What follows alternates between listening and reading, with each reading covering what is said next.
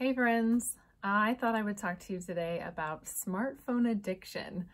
So a lot of us feel like we spend so much time on our phones and other devices, and we feel like maybe it's becoming a problem. So smartphone addiction and overuse of smartphones is something that has, gotten a lot of attention in the media and news over the last few years as these tech devices have only become more popular. So this is kind of my take on smartphone addiction, and I'll give you some tips at the end for a little digital detox for yourself.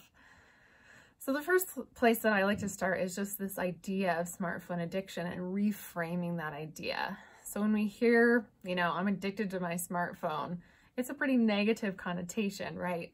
So I like to say that we're not so much smartphone addicts as we are connection addicts. Our brains are wired for connection. It just happens to be that in today's age, our phones and tablets and laptops are the main source of our connection to other people. For better or for worse, this is just the truth. So when you can reframe, okay, yes, I may spend more time on my smartphone than I would like, but it's really because I am connecting, and I'm fulfilling that need for connection. And the second reason why we do this is a little molecule called dopamine. So every time we get a notification, a ding, a buzz, any type of notification, then we've gotten a message, our brain releases a little hit of dopamine. And this is known as kind of the pleasure molecule, the neurotransmitter that is associated with, pleasurable experiences. So you're continually getting these hits of dopamine the more, notifications you check. So with that being said, overcoming smartphone addiction is something that, requires some mindfulness and some practice because it's helping rewire these parts of the brain.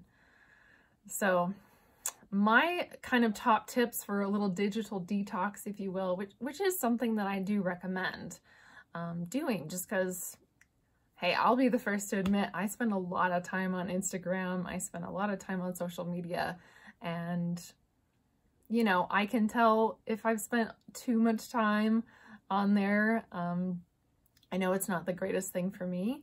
So being able to use our smartphones and other devices in, mindful, intentional ways is really, my goal for me and anybody watching this, of course, because these devices aren't going anywhere anytime soon, so we might as well learn to have a healthier relationship with them. So some tips for a digital detox. Number one would be to actually take some intentional time away. So whether that's, one day a week or a whole weekend, or if you can make it a whole week, just not even using your phone or device for a while. I know that can be a little bit extreme for some people. So here's my second tip, is to uninstall some of your most tempting apps. So personally for me, I take Sundays away from social media. I still have my phone on and still am available, but I uninstall the apps. Like, they're wiped off my phone completely, and it removes the temptation whatsoever to check them. So that's another option.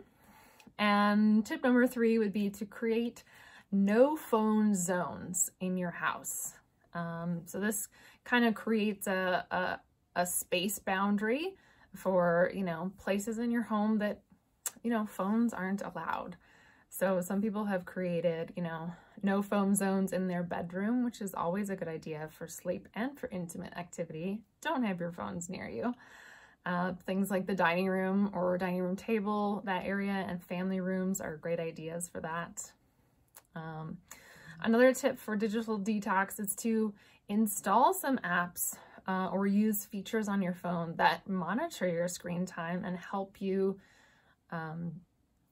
better structure your screen time. So I know Apple's iOS has a screen time feature that you can set limits within.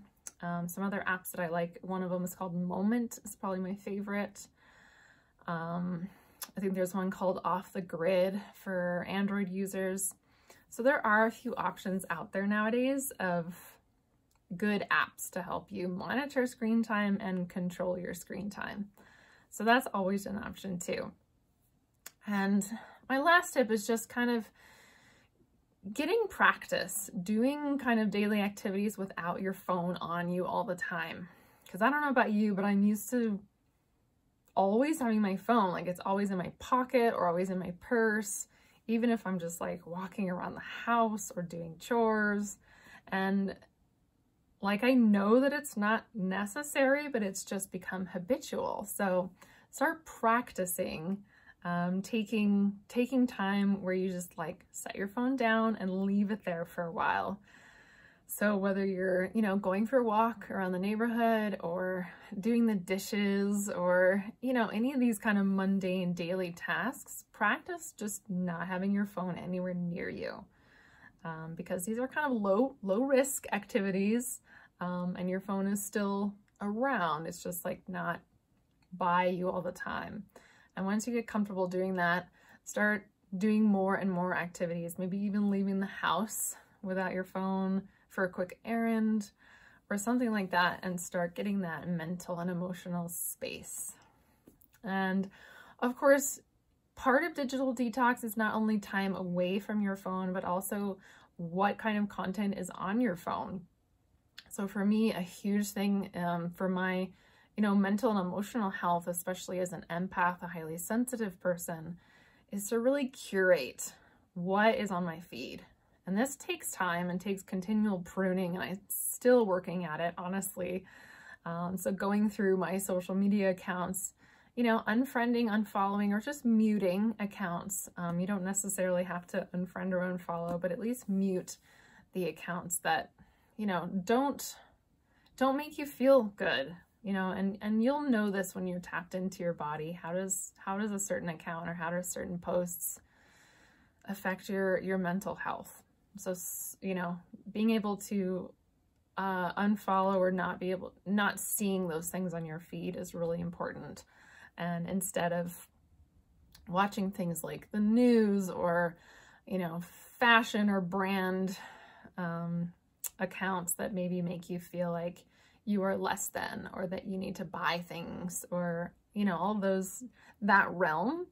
Instead of that, trying to focus intentionally on following accounts that are positive and affirming and make you feel good and make you want to be kind to other people.